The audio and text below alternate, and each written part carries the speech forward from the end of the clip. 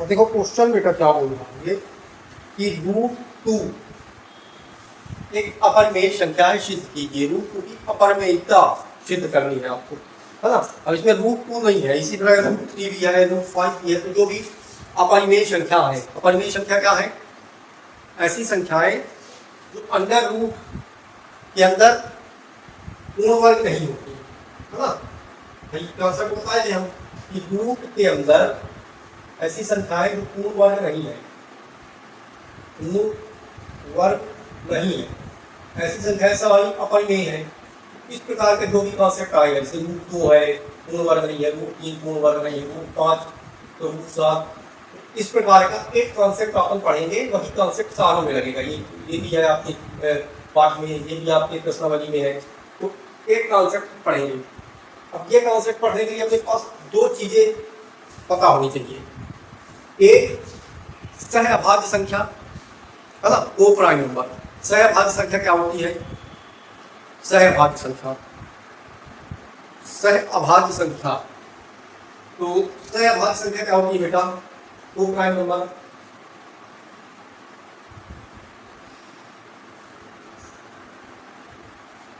और दूसरा कॉन्सेप्ट है आपका ये प्रमेय 1.2। यदि p a² को विभाजित करता है तो p a को भी विभाजित करेगा। यदि p a² को विभाजित करता है तो p a को भी विभाजित करेगा। पहले ये दोनों कॉन्सेप्ट आप समझ लेते हैं। इस सहअभाज्य संख्या क्या है? सहअभाज्य संख्या क्या? सहअभाज्य संख्याएं ऐसी दो या दो से अधिक संख्याओं का युग्म, दो या दो से अधिक संख्याओं का युग्म जिनका HCF 1 हो। समझ रही बात? ऐसी दो या दो से अधिक संख्याओं का युग्म जिनका HCF 1 हो। अब HCF 1 है, इससे क्या कहने का मतलब ऐसा, मतलब तीनों, दो, तीन, जितनी भी हो, उन संख्याओं का जो उभय निश्चित गुणनखंड है, कॉमन फैक्टर, तो केवल 1 होना चाहिए, उसके अलावा कुछ नहीं। जैसे एग्जांपल बात करते हैं हमने लिया 7, 12 और क्या ले लिए 23, ये तीन संख्याएं। अब 7 का गुणनखंड करेंगे तो 1 × 7, 12 का गुणनखंड करेंगे 2 यानी 12, 2 3 6 यानी 6 6 2 12, 23 का करेंगे 1 × 23।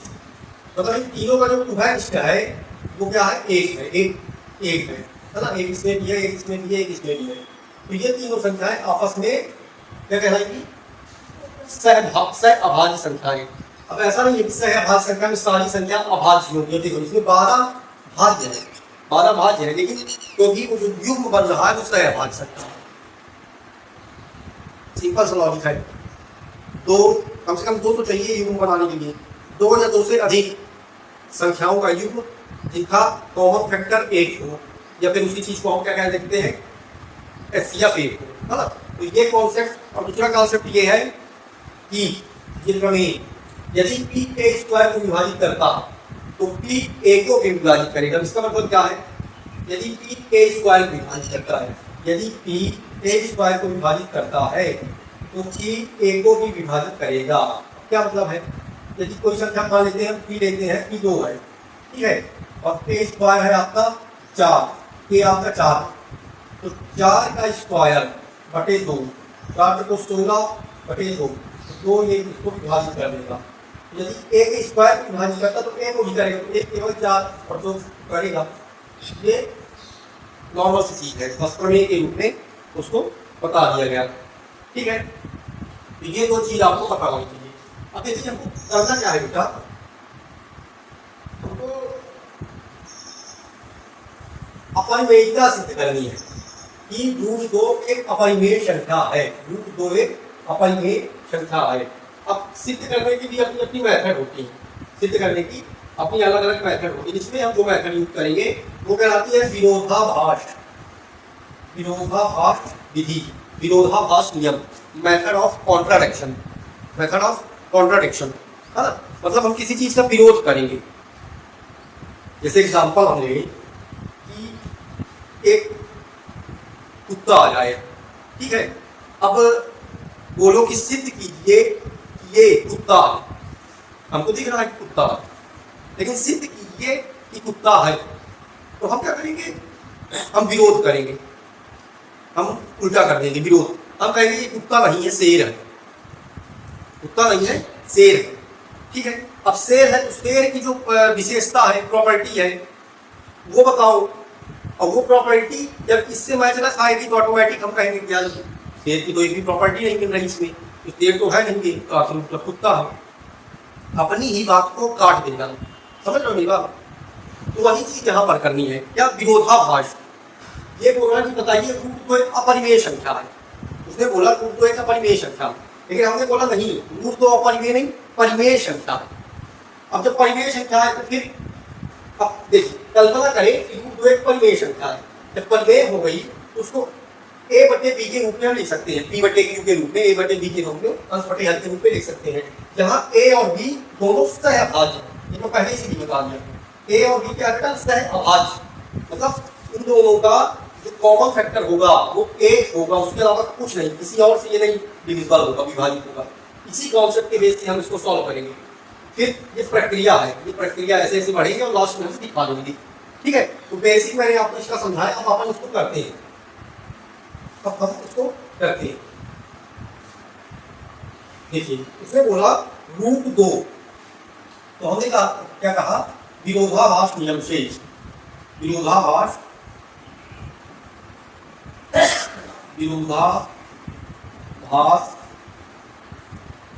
नियम से, विरोधाभास नियम से हमने कहा कि रूट 2 एक परिमेय संख्या, क्या है, परिमेय संख्या, परिमेय संख्या। और परिमेय संख्या हो गई, परिमेय संख्या उसकी कुछ खूबियां होंगी। तो हम जानते हैं कि परिमेय संख्या क्या होती है, जिसे पी बटे क्यू या ए बटे बी जो भी आप लेना चाहो, है ना, कंफ्यूज नहीं होगा, ए बटे बी ही लेते हैं, ए बटे बी, जिसे ए अपॉन बी के रूप में, इसको थ्योरी है, थ्योरी लिखना पड़ेगा, रूप में व्यक्त कर सकते हैं, व्यक्त कर सकते हैं, कर सकते हैं। जहां जहां ए बी क्या है, ए बी, जहां ए बी पूर्णांक, ए बी पूर्णांक है तथा B does not equal to 0। परिमेय संख्या यही होती है कि बी 0 नहीं होगा, है ना। और ए और बी, और ए तथा बी सहअभाज्य संख्याएं। अब ये इसमें ध्यान देना है, सहअभाज्य संख्याएं है, ये इसका कथन है। ठीक है, विरोधाभास नियम से हमने विरोध कर दिया, है ना, हमने मान लिया, हमने माना कि रूट 2 एक परिमेय संख्या है जिसे ए बटे बी के रूप में व्यक्त कर सकते हैं, जहां ए और बी पूर्णांक है तथा B does not equal to 0, B कभी 0 मतलब हर कभी 0 होगा नहीं, और ए तथा बी सहअभाज्य संख्याएं हैं। इतनी बात हो गई। ठीक है, अब क्या करेंगे, समझते चलना बेटा, क्योंकि बहुत इंपॉर्टेंट क्वेश्चन है, हर साल आता है, बस संख्या बदल जाएगी, इसकी क्वेश्चन आएगा।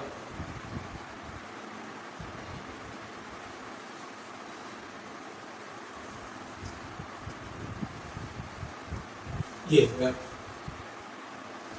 अब हमने कहा कि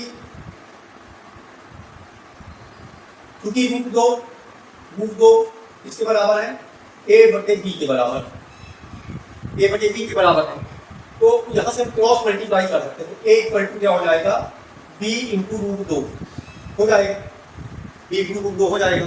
क्रॉस मल्टीप्लाई कर दिए, दोनों पक्षों में स्क्वायर करने का, दोनों पक्षों में स्क्वायर करने का, दोनों पक्षों में स्क्वायर कर दिए। ठीक है, ये हो गया आपका ए स्क्वायर, ये आपका हो गया बी स्क्वायर, और रूट 2 का स्क्वायर हुआ तो ये हो गया 2। आया बात समझ में। अब यहाँ से क्या करोगे, 2 को इसको नीचे ले जाओगे, 2 को इसको नीचे ले गए तो बी स्क्वायर बराबर ए स्क्वायर बटे 2। ठीक है, यहाँ तक कोई दिक्कत। अब हमने एक प्रमेय पढ़ी, एक प्रमेय हमने क्या पढ़ी है कि यदि P A स्क्वायर को विभाजित करता है तो P A को भी विभाजित करेगा। तो ये तो आपने पूरी स्टेटमेंट लिखो या केवल ये लिखो प्रमेय 1.2 से, प्रमेय 1.2 से वहां पर P था, यहाँ पर A है। तो यदि कोई संख्या A स्क्वायर को विभाजित करती है तो वो A को भी विभाजित करेगी। समझ में आया? ये किससे हुआ? प्रमेय 1.2 से। ऐसे बस ऊपर लिख देता हूँ। अब ये वो तो भाई तो ये किसी कांस्टेंट के बराबर होगी तो हम उसको बराबर कर देते हैं सी की। सी क्या है यहाँ पर? एक नियतांक है। सी क्या है यहाँ पर? एक नियतांक है। अब ये नियतांक है कि ए क्रॉस मल्टीप्लाई हो गया 2c हो गया, फिर क्रॉस मल्टीप्लाई हो गया 2c हो गया। ठीक है, यहाँ तक समझ में आ रहा है? अब ये आपकी थी क्वेश्चन नंबर 1, ये आपकी थी क्वेश्चन नंबर 1। इस ए के मान को क्वेश्चन नंबर 1 में रख दो, है ना? ए के मान को, ए के मान को समीकरण 1 में रखने पर, समीकरण 1 में रखने पर क्या होगा? a बराबर 2c, तो a स्क्वायर है तो 2c का स्क्वायर हो जाएगा। 2c का स्क्वायर बराबर बराबर b स्क्वायर इंटू 2, ये हो जाएगा 4c स्क्वायर, ये होगा b स्क्वायर अपॉन 2। 2 इसके नीचे आएगा तो 4c square upon 2 equal to b square. 2 से 2 कटेगा, ये होगा 2c square equal to b square. ठीक है, अब 2 इसके नीचे चला गया तो c स्क्वायर बराबर b स्क्वायर अपॉन 2। ओके, यहाँ तक हुआ। फिर वही प्रमेय लगेगी, प्रमेय 1.2। यदि कोई संख्या का स्क्वायर 2 से विभाजित है तो वह खुद भी 2 से विभाजित होगी, वह खुद भी 2 से विभाजित हो। b स्क्वायर क्योंकि 2 से विभाजित है तो b भी 2 से विभाजित होगा, और b 2 से विभाजित हो गया तो फिर हम उसको एक कांस्टेंट दे देंगे c, a d। c तो दे चुके हैं, d क्या है? एक नियतांक है, एक नियतांक। यहाँ भी आप लिख सकते हो कि c क्या है? एक नियतांक है। ठीक है, अब देखिए ये सब कर क्या रहे हैं हमने यहाँ पर दिखाया a/2 इक्वल टू c। एक चीज हमने यहाँ पे दिखाई, अब यहाँ पे फोकस करना लेना है, यहीं से पूरा कॉन्सेप्ट अपना क्लियर होगा। हमने एक चीज दिखाई यहाँ पर, ये एक चीज भी हमने दिखाई a/2 इक्वल टू c, और एक बार हमने वहां पर दिखा दिया, एक बार हमने वहां पर भी दिखा दिया। ये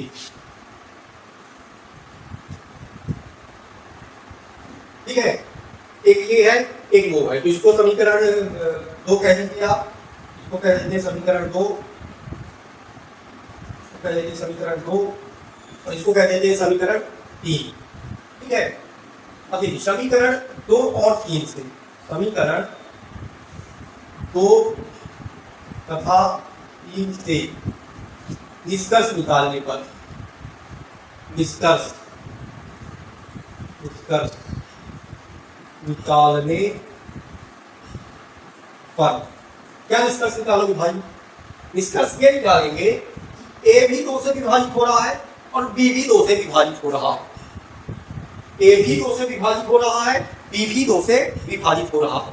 जबकि हमने माना क्या था कि a और b दोनों सहभाज्य संख्याएं हैं। सहभाज्य संख्या का मतलब क्या? कि उनका जो कॉमन फैक्टर है x या फिर वो 1 है, मतलब वो दोनों या तो 1 से विभाजित होंगे, उसके अलावा किसी से विभाजित नहीं होंगे। लेकिन बात तो यहाँ पर उल्टी पड़ गई, ये तो 2 से भी विभाजित हो रहे हैं। तो हमने क्या निष्कर्ष निकाला कि समीकरण 2 और 3 से निष्कर्ष ये निकाला कि a तथा b 2 से विभाजित हो रहे हैं। अतः हमारे द्वारा माना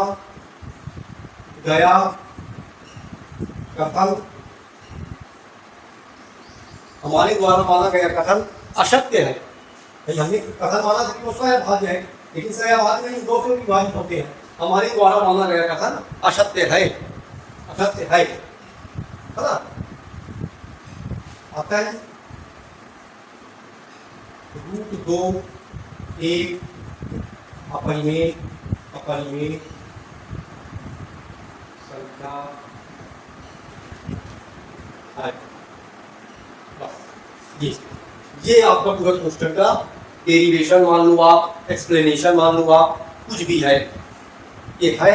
और हर साल लड़कों को तकलीफ होती है इसमें, लेकिन आता ही आता है। तो या तो कॉन्सेप्ट पकड़ के सीख लो, या कोई कोई ऐसा है कि प्रैक्टिस करके आप इतना प्रैक्टिस कर लो कि वो एक बार याद टाइप का हो जाए, क्योंकि करना ही पड़ेगा, है ना। उसमें गणित कहीं भी नहीं है, लेकिन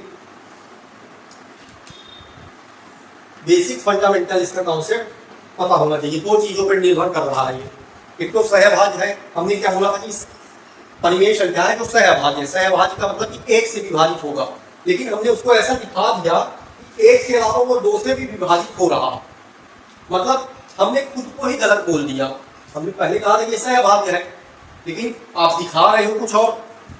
जैसे मैंने एग्जांपल दिया था कुत्ता शेर वाला, दिखा हम कुछ रहे थे, लेकिन जब उसको सॉल्व करने में आए कि कुत्ता, उसको बोल दिए शेर है, लेकिन शेर की जो खासियत है कि धब्बे बाल होते हैं, है ना, लगभग 4.5-5 फुट का होता है, तो वो तो कुत्ता वो तो 2 कुत्ता है ना।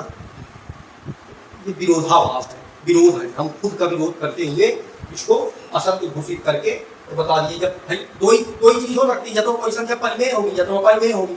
तो हमने बोला कि ये परिमेय है, लेकिन परिमेय के जो कथन थे उस पर ये नहीं बैठा। जब परिमेय नहीं है तो फिर क्या बचा, अपरिमेय। इस प्रकार से उसको डिराइव करना। इसमें आप अपनी शब्दावली आप खुद भी यूज कर सकते हो, लेकिन कॉन्सेप्ट हमको यही यूज करना है। है कि रूट 2, रूट 3, रूट 5, रूट 7, है ना। और एक ये टाइप है, इसी भी कीजिए कि 3 + 2 रूट 5 ये अपरिमेय है। अब इसको सिद्ध करना, इसको सिद्ध करना। अब इसमें दिया ऑलरेडी रूट 5 अपरिमेय है, तो इसका क्या स्टेप होगा, फिर वही मानेंगे ये अपरिमेय नहीं परिमेय है। तो कल्पना ये परिमेय a/b के रूप में हो गया। a/b के रूप में इसको व्यवस्थित पुनर्व्यवस्थित, ये 2 गुणे में था तो उधर चला गया बटे में, उधर चला गया आपका बटे में, ये आपका बन गया। ठीक है। अब लॉजिक बॉक्स, क्योंकि a b पूर्णांक है, a और b पूर्णांक है, परिमेय संख्या की परिभाषा है, तो वहां पर बोलते हैं कि a और b पूर्णांक है, तो a - db/2b एक परिमेय संख्या होगी। तो ये वाला पोर्शन भी आपका एक परिमेय संख्या होगी। एक परिमेय संख्या के बराबर में a और b होता है, और a और b 2 पूर्णांक है, a और b 2 पूर्णांक है, तो ये परिमेय संख्या होगी। लेकिन परिमेय संख्या के सामने रूट 5 है, जो कि एक अपरिमेय संख्या है। हम पहले सिद्ध कर चुके हैं कि रूट 5 एक अपरिमेय संख्या है, तो ये कभी हो ही नहीं सकता कि परिमेय संख्या अपरिमेय संख्या के बराबर हो जाए। तो इसका अर्थ है कि रूट 5 भी परिमेय होनी चाहिए। विरोधाभास हम जानते हैं कि रूट 5 अपरिमेय है, आता है। तो स्टेटमेंट बेस्ड क्वेश्चन है, हमको पता है सब कुछ है, लेकिन हमको इसके अकॉर्डिंग बताना पड़ेगा, है ना।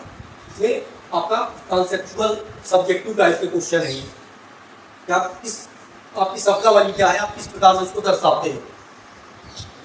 और क्वेश्चन ये आते हैं, हर साल आते हैं। पिछले 8-10 साल से तो मैं देख रहा हूँ कि